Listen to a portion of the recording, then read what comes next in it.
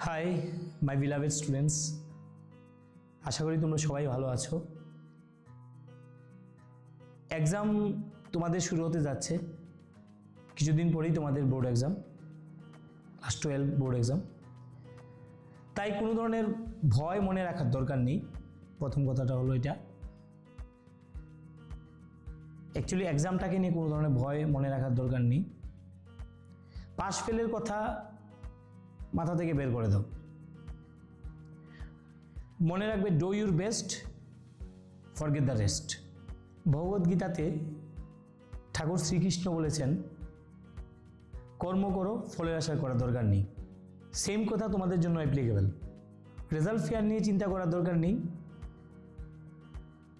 Confident রাখো নিজের মনের উপর। কিছু পয়েন্ট নিয়ে আমি আসলাম, কিছু পয়েন্ট তোমাদের সাথে শেয়ার করতে আসলাম, যে পয়েন্টগুলো তোমাদের মনে রাখা উচিত এই এক্সাম টাইমে। যে পয়েন্টগুলো তুমি যদি মনে রাখতে পারো, তাহলে আমার মনে হয় সেই এক্সাম রেজাল্টে তার এফেক্ট হবেই। ফার্স্ট পয়েন্টটাকে আমি রাখছি, বিল্ড ইউর হ্যাবিট। এই বিল্ড ইউর হ্যাবিট পয়েন্টে আমি অলওয়েজ বলবো যে তুমি টেবিল চেয়ারে বসেই পড়াটা করো। কেন?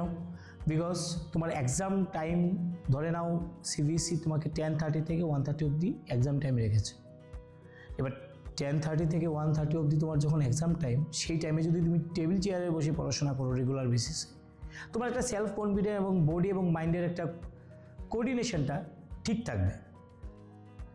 সেকেন্ড পয়েন্টটাকে আমি রাখছি, positive environment. Now the question is, why positive environment? তুমি যেখানে পড়তে বসছো বা যেখানে তুমি বসে পড়াশোনা করছো, সেই টেবিল এবং সেই টেবিলের আশপাশটা তুমি একদম নিট অ্যান্ড ক্লিন রাখার চেষ্টা করো। ঠিক টেবিলের সামনে তোমার একটা ডেইলি রুটিন, মানে ডেইলি কত ঘন্টা তুমি পড়াশোনা করছো, সেটাকে তুমি লিখে রাখলে, বা ডেইলি ওয়াইজ তুমি আগে থেকে লিখে রাখলে যে আমি এত ঘন্টা পড়বো। যখনই তোমার আশপাশটা তোমার নিট অ্যান্ড ক্লিন থাকবে, তখন পড়ার প্রতি তোমার মনোযোগটা আরও বেড়ে যাবে। That's why that point is very important for your exam point of view. Third পয়েন্টটা হলো ডেইলি রিওয়ার্ডস। ডেইলি রিওয়ার্ডসে রেগুলার বেসিস তুমি নিজে চ্যালেঞ্জ দাও।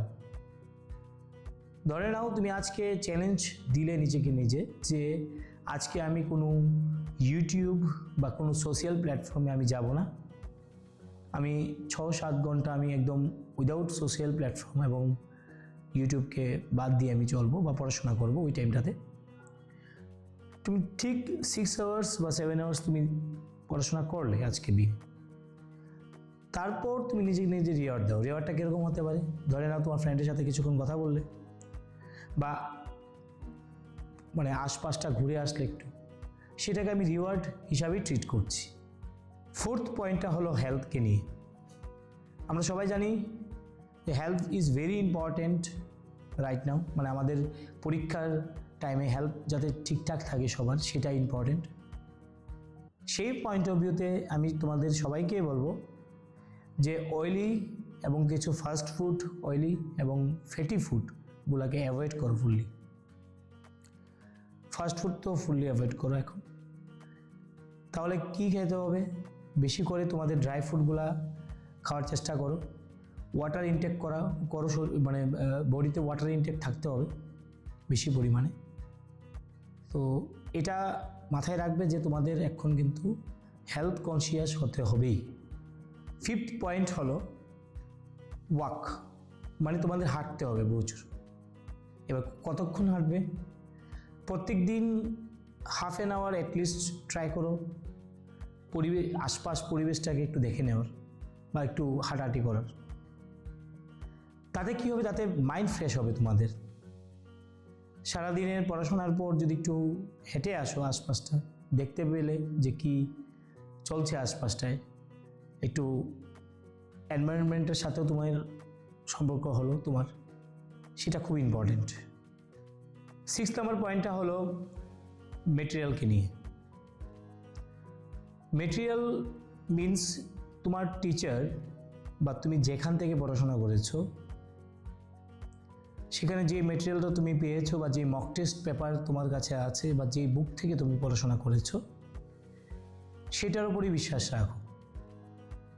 যদি বেশি সংখ্যক মেটেরিয়াল, বেশি সংখ্যক বুক এবং বারবার তুমি বিভিন্ন ইউটিউব থেকে দেখো এবং সেখান থেকে পড়ার চেষ্টা করো, তাহলে তোমার কনফিউশন তৈরি হবেই। তাতে তোমার রেজাল্ট খারাপ হওয়ার চান্সটা বেড়ে যাবে। তাই সিঙ্গেল মেটেরিয়াল উপর বিশ্বাস রাখো, সিঙ্গেল টিচার যে পড়িয়েছে তার উপর বিশ্বাস রাখো। আরেকটা হলো প্রিভিয়াস 5 ইয়ার্সের যেই কোশ্চেন ব্যাংক সিবিএসই বের করেছে বা যা তোমার কাছে আছে, এই 5 ইয়ার্সের কোশ্চেন ব্যাংকগুলো ভালো করে দেখে নিতে হবে। 7 নাম্বার পয়েন্টটা বলছি, সেটা হলো এররলেস রাইটিং। ভুল যাতে না থাকে লেখার মধ্যে। যখনই তুমি যে অ্যাকাউন্টেন্সি বলো, বিজনেস স্টাডিজ বলো, ইকোনমিক্স বলো, যেই সাবজেক্টটা তুমি মানে এক্সামটা দিচ্ছ, সেই সাবজেক্টের যাতে এরর না থাকে, বারবার কাটাকাটি যাতে না হয়, এটা মাথায় রাখতে হবে তোমার। তাহলে দেখবে রেজাল্টটা ভালো হবেই। কারণ কাটাকাটি থাকলেই তখন একটা নেগেটিভ ইমপ্রেশন চলে আসে টিচারের। তাহলে এটাকে অ্যাভয়েড করতে হবে আমাদের। আরেকটা পয়েন্ট তোমাদেরকে বলছি যে লাইট ওয়েট পেন ইউজ করবে, হেভি পেন না। কিন্তু লাইট ওয়েট পেন কিন্তু তোমাদের স্পিড বাড়াতে সাহায্য করবে। তাই হেভি পেনটাকে অ্যাভয়েড করো, লাইট ওয়েট পেনটাকে ইউজ করো। বিং এ টিচার লাস্টে আমি একটা কথাই বলবো, যা পয়েন্ট মানে যেই 2-4টা পয়েন্ট আমি তোমাদের সাথে শেয়ার করলাম, সেই 2-4টা পয়েন্ট আশা করি তুমি মনে রাখবে।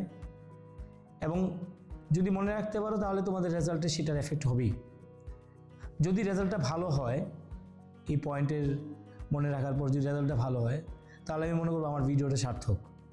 Last but not the least একটা কথাই বলবো, বিলিভ ইয়োরসেলফ। আগামী পরীক্ষার জন্য তোমাদের সবার আগাম শুভেচ্ছা রইল।